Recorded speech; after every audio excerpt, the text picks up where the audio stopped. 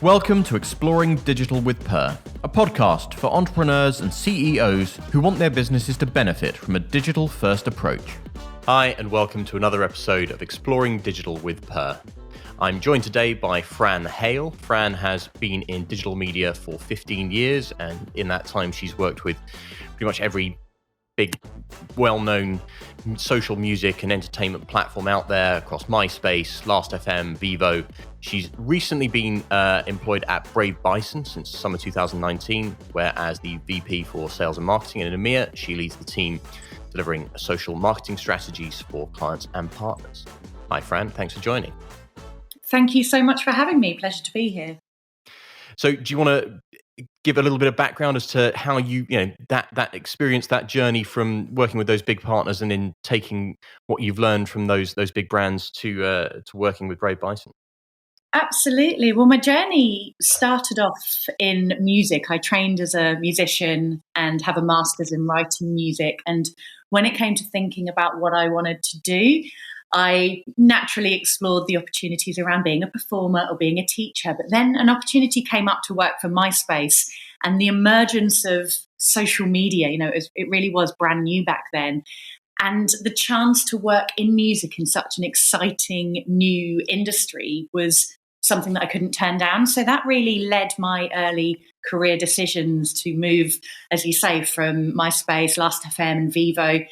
And what I realized was it wasn't just music that I loved working in. It was working with content that people love to watch, content that people love to share. That for me is what really excites me. And that's what excites me about being at Brave Bison. We're a new era social media marketing company, and we create content for social platforms for our own brands. We do it for our partners. We do it for a number of organizations.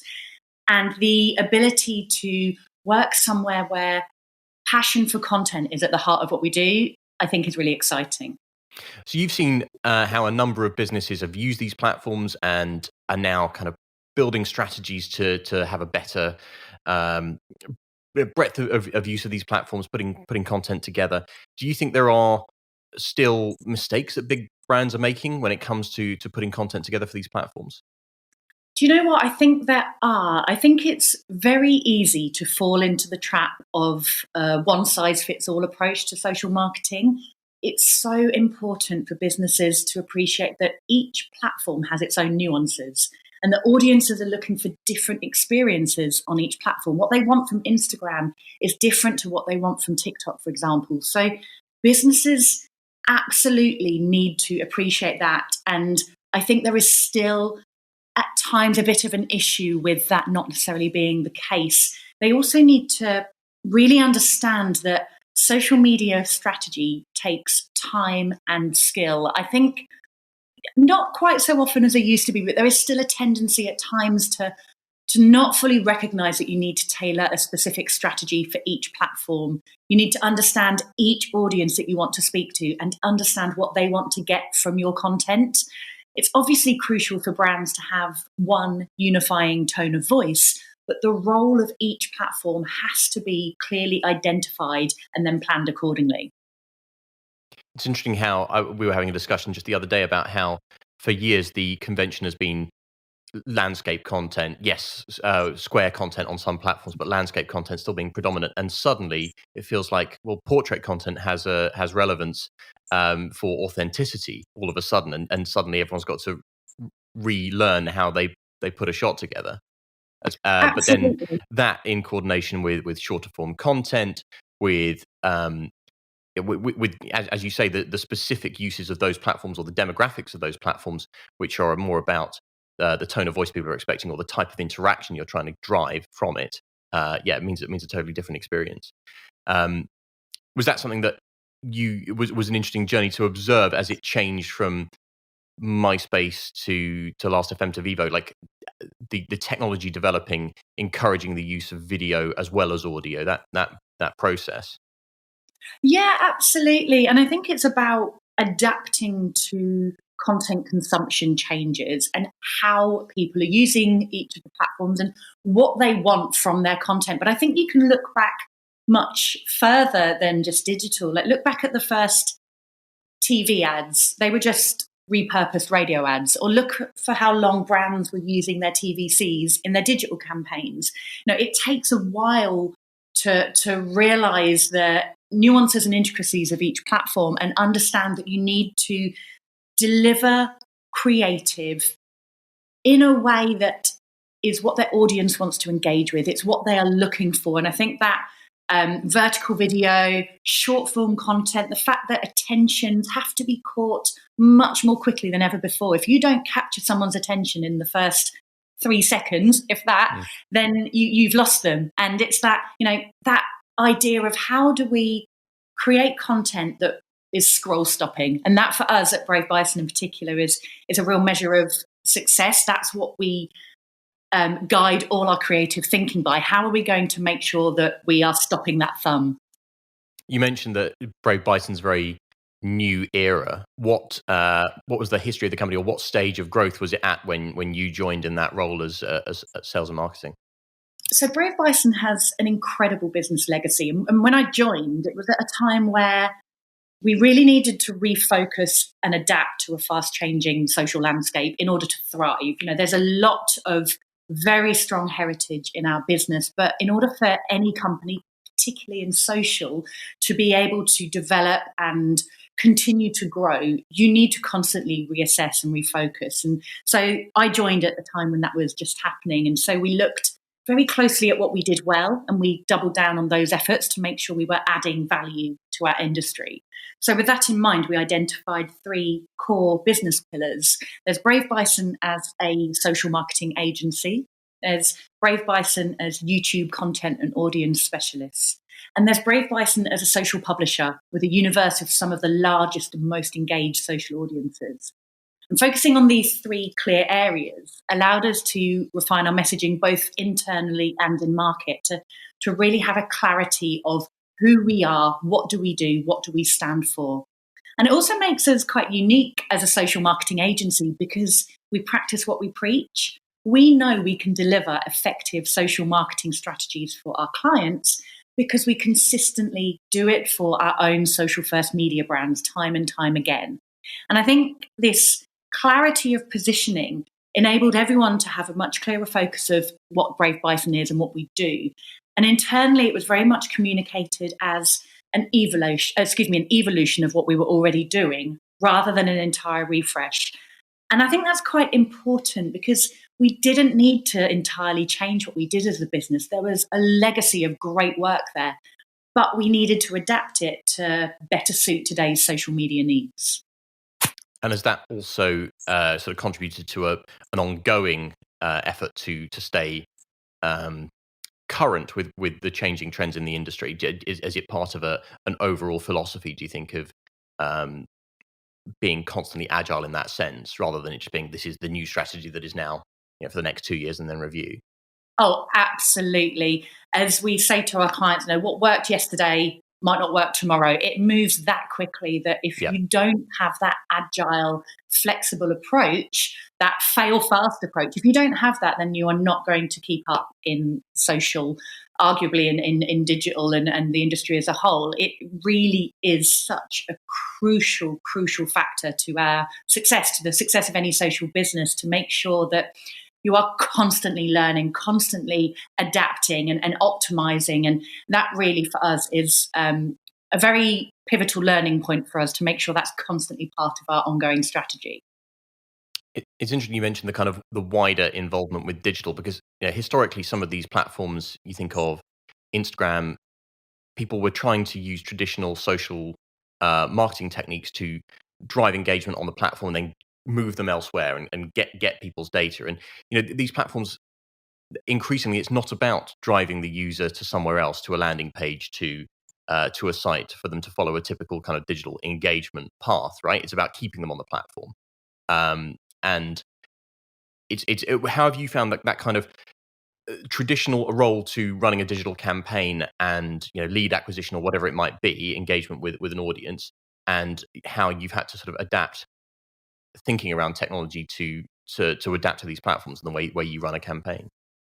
Well, I think, first of all, you're absolutely right. It's not about using the platforms as a springboard to elsewhere so much anymore. It's about providing content-rich experiences in that platform environment, understanding that that's where the audience is, that's where they are spending their time. So deliver great content experiences to them in the environment where they are already engaged.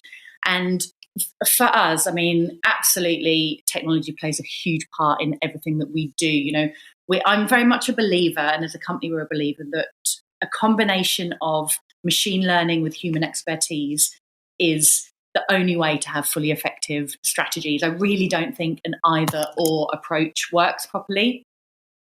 We work with some market leading tools when we're delivering our campaigns. So we use data to identify the platform trends, to understand how people are using the platforms and what they're doing on there, why they're on there. We use data to optimize our performances, to understand what creators should we be working with. You know, who are the most exciting TikTok creators out there to, you know, work with amplifying our brand campaigns? How can we use data to understand our creator metrics?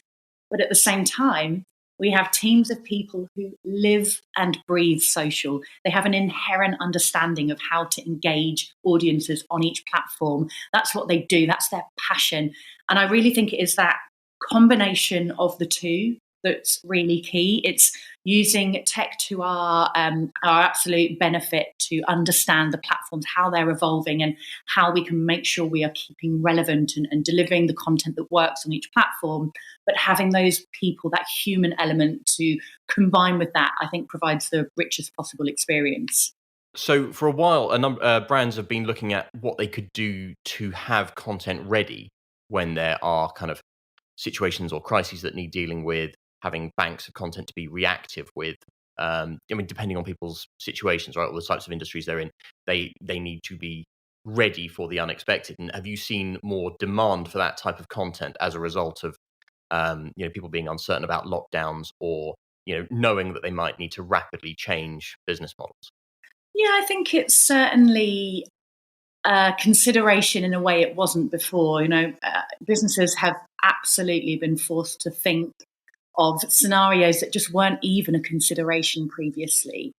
One part of Brave Bison's business is to license content for social campaigns, also for TV campaigns.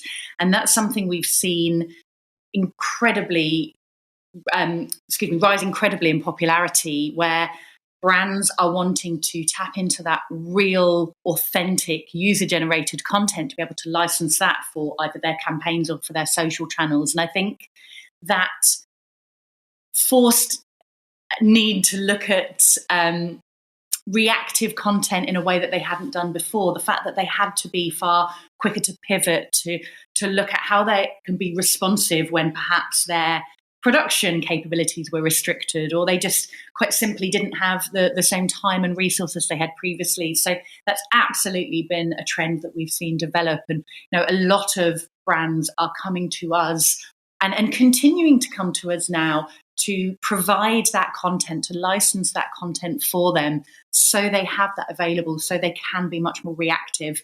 And I think to build on that, it's partly circumstantial and coming out of a business need, but also there really has been and continues to be a demand for a much more real, authentic, people-led content in a lot of brands, socials and brand advertising. People want to see themselves reflected in the content. People like that, the rawness of a UGC video created by someone that they can relate to. And I think that's a trend that's particularly interesting, that clients are doing a lot more of, to bring real people, real stories, human interaction into their marketing as well. And I think that's something that will be set to continue as well. So that ability to use user-generated content or licensed third-party content, is that becoming an increasing part of a strategy that you propose, or in light of the fact that people are just used to not being able to always do production in the way they want to? I think it's a combination of both. It was certainly born out of need, but we are now certainly going to our clients and explaining the value of either repurposing content or licensing content for different uses. Again, it's something that we're doing an awful lot more of than we were before. We've just been working with a partner, and we delivered an influencer marketing campaign for them. We advised on their social strategy, working with creators, got them to create huge amounts of incredible content for the brand. And we are now evolving that partnership. So we are taking the content created for that first part of the campaign, repurposing it, making it suitable for each platform, editing it to be used in a separate ad campaign that brand is then doing. So it's an extension of the content we've been using. It's that idea of how can everything become more sustainable and reusable? And it's, to my earlier point, keeping it fresh and relevant and tailored to each audience, but using the best bits of what's gone before and taking that on board. So, yeah, it's absolutely something that was unprecedented, as much as I don't like using the word, as it's so overused at the moment. But it was an unprecedented business need that is now turning into an opportunity, I think, for a lot of clients. That said, are there some clients who are rejecting it? Are there other people who are saying, no, this isn't what we want to do? You're trying to push like the latest and greatest way of doing things, but there are some limitations. Yeah, absolutely. I mean, it isn't right for every brand. I'm a firm believer in the old adage, just because you can doesn't mean you should. And I think that actually is, at times, some of the challenges, some of the limitations that we see when we're talking strategies to our clients. There is a tendency sometimes to just hop on a bandwagon or assume that something should be done by their brand because they've seen other people doing it. And that's a consideration that we need to overcome when we are talking to our clients. And in terms of limitations beyond that, I think there is a tendency at times for some businesses to assume that social media is quick and easy to do and doesn't take much thought. I mean, this way of thinking is getting far, far less common, which is fantastic. You know, the awareness of, as we've spoken about before, the platform-specific strategy is much higher. People realise the need for this, the importance for this. But there are still obstacles at times when businesses think they can employ the same strategy very quickly across all platforms, as we've said. And so I think, you know, tying back to our earlier points, it's advising clients on the latest trends and the latest opportunities that we see for them, but understanding and working with them to identify, is this the right approach for them? Is this something that their audience will appreciate, that will feel genuine coming from that brand? And I think there is it's quite easy to get it wrong. And that's why Brave Bison is here. You know, we're here to consult and advise on that. But I think that's certainly an area that it needs quite a lot of care and attention. No, obviously it needs to be consultative, and you're not going to say the same thing to every client. But you mentioned opportunities. So are there some core opportunities that businesses should be considering in 2021?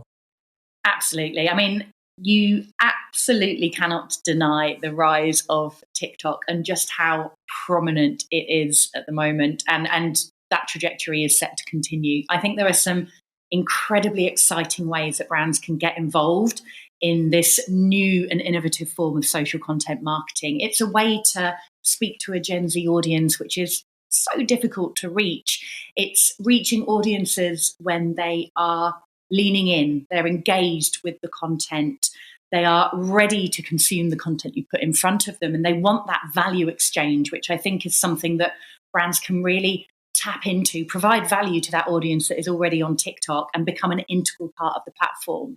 So we work on a couple of really great TikTok campaigns at the moment, actually, with our clients, and it's an incredibly exciting platform to be a part of. We work really closely with TikTok themselves, and I think that's a really key factor as well, that we are such an integral partner with each of the social platforms that we can then be better placed to help our clients understand how to make the most of the platform. So we've recently launched a second season of The Wave House, which is the UK's biggest TikTok creator house. Now, I'm sure you've heard the incredible trend of TikTok creator mansions coming over from the US, and it's something that we're really excited to have launched. It's driving huge amounts of hype.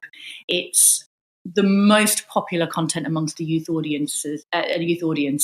We've been live, I think, 3 weeks with season 2, and we have generated more than 45 million views on that content already. So I think this is a really interesting opportunity for brands to integrate into this content, to be involved in some really innovative marketing, and to make sure that they are using an exciting platform that is very popular at the moment in a way that works best for their brand and provides value for their audiences. Really, really good advice. And I mean, that's evidently a very B2C focused platform. Would you say in a B2B world that Clubhouse is the place to be at the moment? Yeah, I think Clubhouse is interesting because it's certainly very hyped at the moment, and it's getting a lot of attention, and that in itself is a really exciting new form. But I think one of the considerations around Clubhouse is that it's very exclusive. There's not a feeling of inclusivity, and it's a platform for everybody. And I think, perhaps that's exactly what it needs to be a successful B2B platform, perhaps. But I just think the way the industry is going at the moment, the way that people are consuming content and what they demand from their content providers is that inclusivity. It's available to all. It's something where you can be yourself and put yourself out there to everyone. And Clubhouse is quite the opposite of that. And so I think it's certainly interesting. I'm particularly interested to see how that develops, whether there's longevity to it or whether it's a bit of a flash in the pan idea. I think plenty of people think it could be a flash in a pan. It's whether it's also heralding an era of more audio content in social form, because we've been so used to video, and most of our conversation, I guess, has been around video creative. But do you see that exclusively audio content has a bigger audience potentially? Well, I think so. Well, maybe not a bigger audience, but it's certainly got a huge potential. Like audio-only content is really thriving at the moment. It's really developing. Look at the popularity of podcasts on Spotify and Acast and all the great work that those guys are doing. There's a huge demand for that audio-led experience, and it then makes sense that there is a demand for that audio-led interaction as well. I think it's something that people really appreciate, that personal feeling of, especially if you're wearing headphones, it's someone in your ear, it's someone there with you. I think there's a really intimate feeling to that audio-led social engagement. So I think, so of course video is Brave Bison's focus. It's been a focus of mine for many years, and that's certainly not taken a backseat. I don't see that happening at all. But I do think there is an interest and a demand for that audio-led, much more personal, intimate style content. So I'm quite excited to see where that goes. Perfect. So obviously we've talked about these opportunities and some of the cool campaigns you're working on, plus the TikTok mansion world. Are these all forming part of what's going to make 2021 a great year for Brave Bison? Is there more we haven't seen yet? Absolutely. I hope so. Yeah, I think it's shaping up to be a really great year for us. As you mentioned, the Wave House is a project we're incredibly proud of. It's doing incredibly well, and it's something that's really exciting for us. And we're working with some great brands. We've got a few new client wins recently that we're really excited to start shouting about. But we're always hungry to do more. There is always more work to be done. So we want to further expand our sports and entertainment communities, where we're managing those social content strategies and growing those audiences. That's a really big focus of ours. But equally, our work on Snapchat, so that's a platform we've not discussed so far, but we are a Snapchat Discover partner, and they commission us to create shows for the platform. And that is going from strength to strength. We have 6 original shows at the moment. We create the most popular male grooming show on Snapchat Discover, for example. And that's something that I'm particularly excited about developing into 2021 and beyond. Brilliant. So what would your top tip be for a business looking to revamp its social presence or bring some life to its campaign over the next 12 months? I'd say be confident in who you are as a brand, in what you stand for, and in what your personality is. You need to understand your audience And that's so crucial. I can't highlight that enough. And then speak to them in a way that's authentic and that provides value to them. And that, I'd say, is pretty key. Excellent. I think we'll be taking some of that advice ourselves, hopefully, in the coming months. And it's going to be great to see, more content being produced that isn't just, top 10 from the archives and, the world getting back to normal, and content as we know it as well. Absolutely, for sure. Brilliant. Fran, it's been lovely speaking with you. And best of luck for the rest of the year. Absolute pleasure. Thank you so much. Thank you so much to Fran for joining today. We'll see you again for another episode of Exploring Digital with Purr.